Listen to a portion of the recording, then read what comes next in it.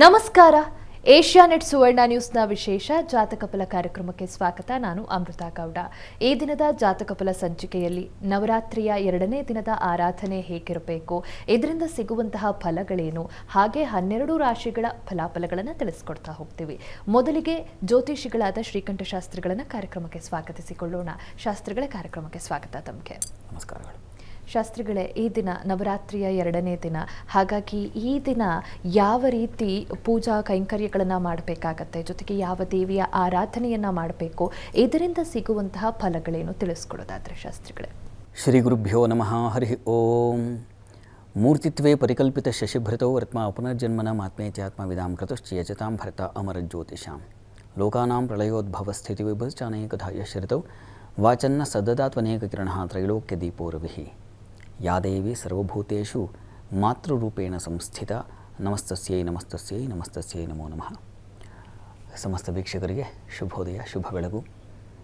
ಈ ದಿನದ ನವರಾತ್ರಿಯ ವಿಶೇಷತೆಯನ್ನು ಗಮನಿಸುವ ಪೂರ್ವದಲ್ಲಿ ಹೊತ್ತಿನ ಪಂಚಾಂಗವನ್ನು ಗಮನಿಸಿಕೊಳ್ಳೋಣ. ಶ್ರೀ ಕ್ರೋಧಿನಾಮ ಸಂವತ್ಸರ, ದಕ್ಷಿಣಾಯಣ, ಶರದ್ ಋತು, ಆಶ್ವೀಜ ಮಾಸ, ಶುಕ್ಲ ಪಕ್ಷವಾಗಿದೆ. ಈ ದಿವಸ ಶುಕ್ರವಾರವಾಗಿರತಕ್ಕಂಥದ್ದು, ದ್ವಿತೀಯ ತಿಥಿ, ಚಿತ್ತಾ ನಕ್ಷತ್ರ. ಈ ದಿವಸ ನಾವು ನವರಾತ್ರಿಯ 2ನೇ ದಿವಸದಲ್ಲಿದ್ದೀವಿ.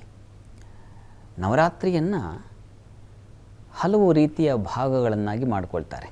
9 ದಿನ ಆಚರಿಸತಕ್ಕಂಥದ್ದೇನಿದೆ, ಇದನ್ನು ನವರಾತ್ರ ಅಂತ ಆಚರಿಸ್ತಾರೆ. 9 ದಿನಗಳ ಕಾಲ ಪೂಜೆಯನ್ನು ಮಾಡ್ತಕ್ಕಂಥದ್ದು. 9 ದಿನ ಆಗಲಿಲ್ಲ ಅಂತಕ್ಕಂಥವ್ರಿಗೆ ಸಪ್ತರಾತ್ರ ಅಂತ ಇದೆ. 7 ರಾತ್ರಿ ಆದರೂ ಮಾಡಬೇಕು ಅಂತ. ಇನ್ನು ಕೆಲವರಿಗೆ 7 ರಾತ್ರಿಯೂ ಆಗಲಿಲ್ಲ ಅಂದರೆ ಪಂಚರಾತ್ರ ಅಂತ ಮಾಡ್ತಾರೆ. 5 ದಿನಗಳು ಕಾಲ ನವರಾತ್ರಿ ಪೂಜೆಯನ್ನು ಮಾಡ್ತಕ್ಕಂಥದ್ದು ಅಂತ. ಇನ್ನು ಅದು ಆಗಲಿಲ್ಲ, ಪಂಚರಾತ್ರಿಯೂ ಆಗಲಿಲ್ಲ ಅಂದರೆ ತ್ರಿರಾತ್ರ ಮಾಡ್ತಾರೆ. ಅಷ್ಟಮಿ, ನವಮಿ, ದಶಮಿ ಮಾಡ್ತಕ್ಕಂಥದ್ದು. ಇನ್ನು ಕೆಲವರು ದ್ವಿರಾತ್ರ, 2 ರಾತ್ರಿ, ನವಮಿ, ದಶಮಿ, ಅಥವಾ ಅಷ್ಟಮಿ, ನವಮಿ ಮಾಡಿಕೊಂಡು ದಶಮಿ, ಹೀಗೆ ಈ ರೀತಿಯಲ್ಲಿ ವಿಭಾಗಗಳನ್ನು ಶಕ್ತಿ ಅನುಸಾರ ಮಾಡ್ತಕ್ಕಂಥದ್ದಿದೆ. ನವರಾತ್ರಿ 9 ರಾತ್ರಿ ಮಾಡಿದ್ರೆ ತುಂಬ ಉತ್ಕೃಷ್ಟವಾದದ್ದು. ಹೀಗಾಗಿ ನಾವು 2ನೇ ದಿವಸದ ಆರಾಧನೆಯಲ್ಲಿದ್ದೀವಿ. ನವರಾತ್ರಿ ದ್ವಿತೀಯ ದಿವಸ ಏನಪ್ಪ ಅಂತಂದರೆ, ಮಹಾಕಾಳಿ ಸ್ವರೂಪದಲ್ಲೇ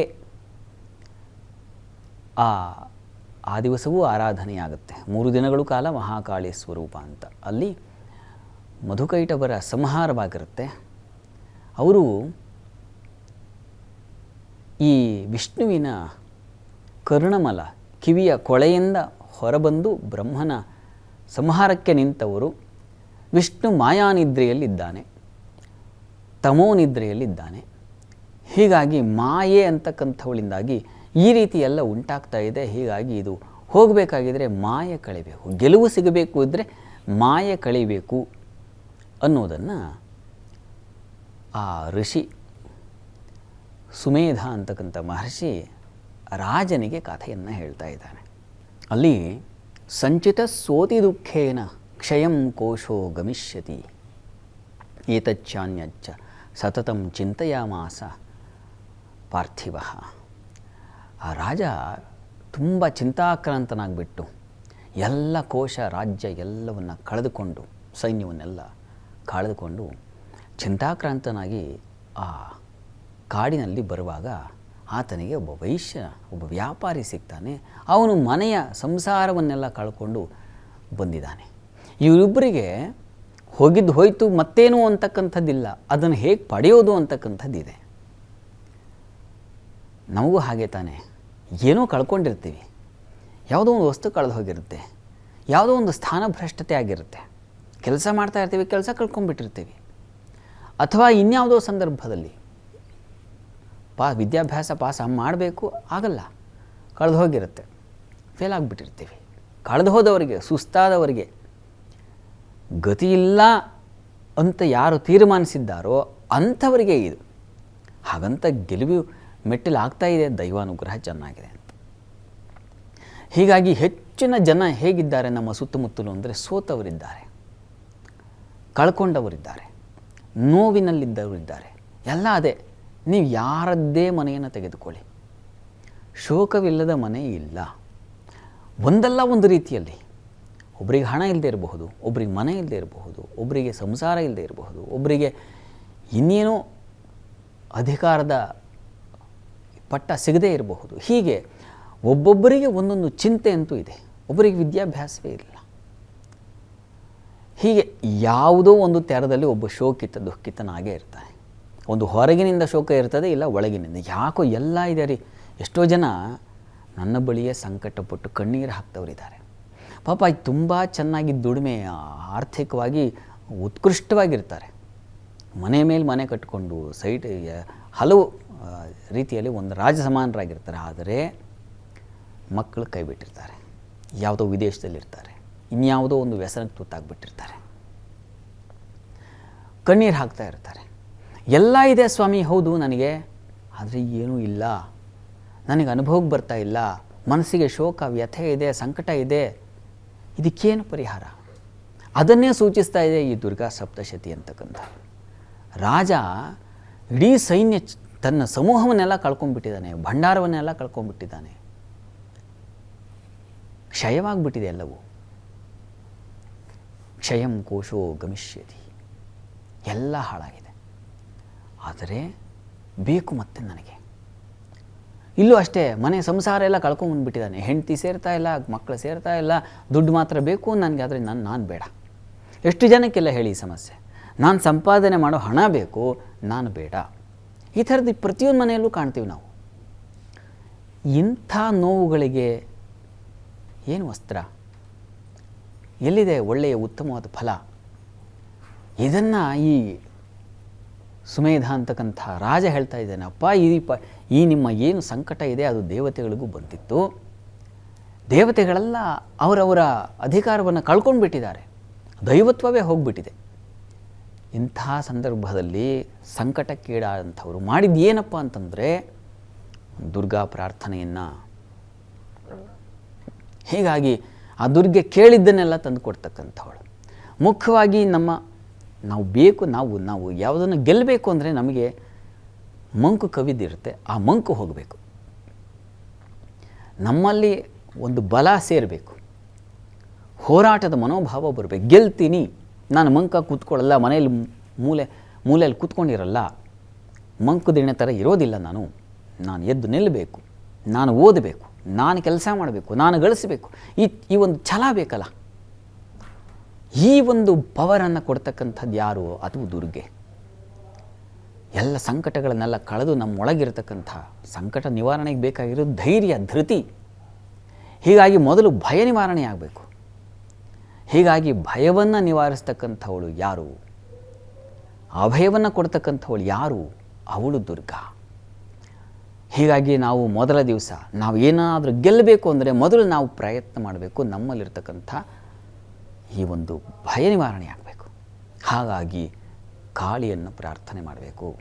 ಮಹಾಕಾಳಿಯನ್ನು ಪ್ರಾರ್ಥನೆ ಮಾಡೋದರಿಂದ ನಮಗೆ ಈ ಮೋಹ ಅಂತಕ್ಕಂಥದ್ದು ವಿಷ್ಣುವಿಗಾಗಿದ್ದು ಅದೇ. ಅವನು ಮಂಕು ಕವಿದಿದ್ದರಿಂದ ಗೆಲ್ಲಲಿಕ್ಕಾಗಲಿಲ್ಲ. ಹೀಗಾಗಿ ಮಾಯೆ ಬಿಡಿಸಿದಳು, ಆನಂತರ ಗೆಲುವುಂಟಾಯಿತು. ಹೀಗಾಗಿ ನಮಗೆ ಕವಿದು ಬಿಟ್ಟಿದೆ ಅದು. ಅಯ್ಯೋ, ನನಗೆ ಬಿಟ್ಟರೆ ಇದಾಗಲ್ಲ, ಅಯ್ಯೋ ನನ್ನ ಕಥೆ ಇಷ್ಟು, ಅಯ್ಯೋ ನನ್ನನ್ನು ಯಾರೂ ಕೇರ್ ಮಾಡಲ್ಲ, ಅಯ್ಯೋ ನನ್ನನ್ನು ಯಾರೂ ನೋಡಲ್ಲ, ನನ್ನ ಕಡೆಗೆ ನೋಡಲ್ಲ. ಈ ಗೋಳನ್ನು ಬಿಡಬೇಕು. ಅರೆ, ನೀವು ಸ್ವತಂತ್ರವಾಗಿ ಬೆಳಿಬೇಕಲ್ಲ. ನೀವು ಅಧ್ಯಯನ ಮಾಡಬೇಕು, ನೀವು ಕೃಷಿ ಮಾಡಬೇಕು, ನೀವು ತಪಸ್ಸು ಮಾಡಬೇಕು, ನೀವು ಕೃಷಿ ಮಾಡಬೇಕು. ಆಮೇಲೆ ಫಲ ಬರ್ತದೆ. ಒಬ್ಬ ರೈತ ಬೆಳೆ ಬೆಳಿಬೇಕು ಅಂತ ತಲೆ ಮೇಲೆ ಕೈ ಹೊತ್ಕೋದ್ರಾಗುತ್ತಾ? ಹೋಗಬೇಕು, ಭೂಮಿಯನ್ನು ಹಸನು ಮಾಡಬೇಕು, ಬಿತ್ತಬೇಕು, ಕಾಪಾಡಬೇಕು, ಹಗಲು ರಾತ್ರಿ ನೀರನ್ನು ಹಾಯಿಸಬೇಕು, ಅದನ್ನು ಈ ಪ್ರಾಣಿಗಳಿಂದಾಗಿ ರಕ್ಷಣೆ ಮಾಡಿಕೊಳ್ಬೇಕು. ಆಮೇಲೆ ಫಲ ಬರುತ್ತೆ. ಕೃಷಿಕಂದ ಹಾಗಾದರೆ ಎಲ್ಲರದು ಅದೇ ಕಥೆನೇ.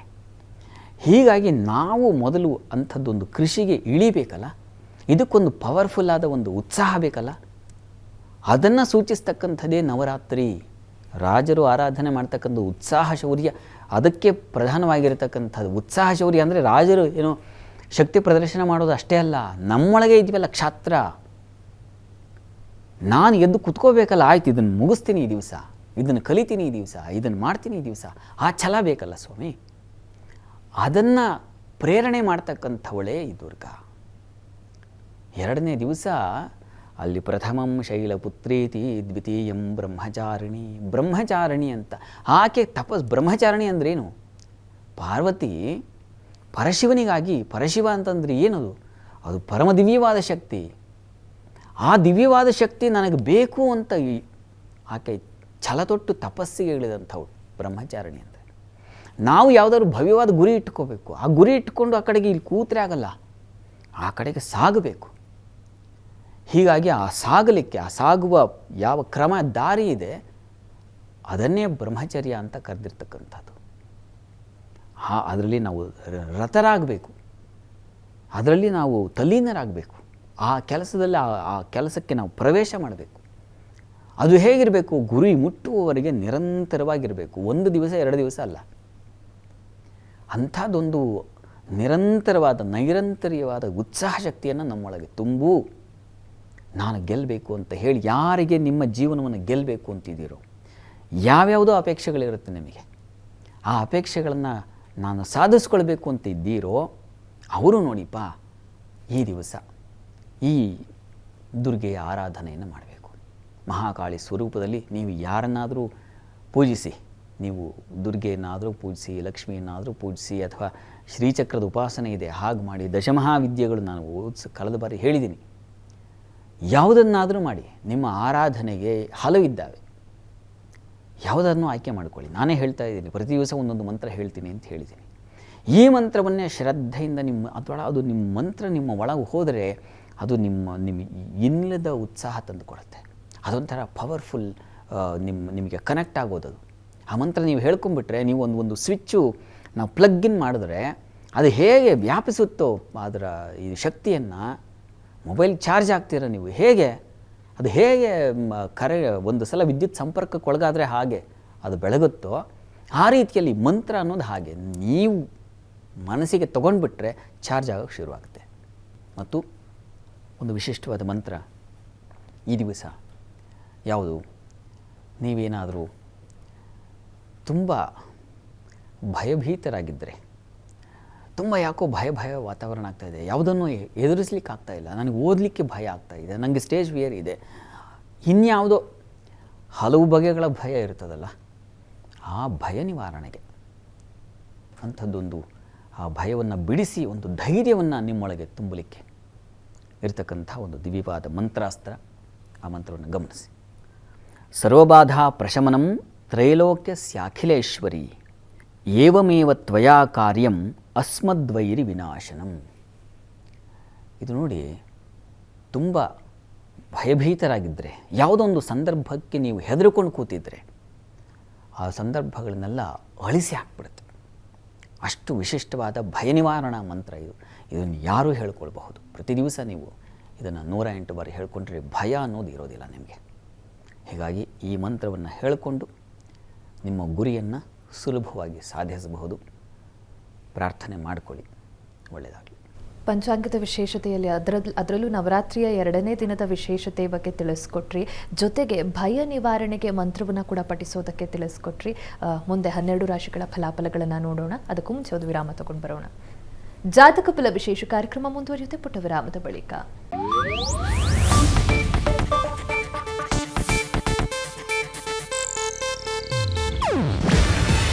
ಇದು ಏಷ್ಯಾನೆಟ್ ನ್ಯೂಸ್ ನೆಟ್ವರ್ಕ್ ಪ್ರಸ್ತುತಿ. ನೀವು ನೋಡ್ತಿದ್ದೀರಾ ಏಷ್ಯಾನೆಟ್ ಸುವರ್ಣ ನ್ಯೂಸ್.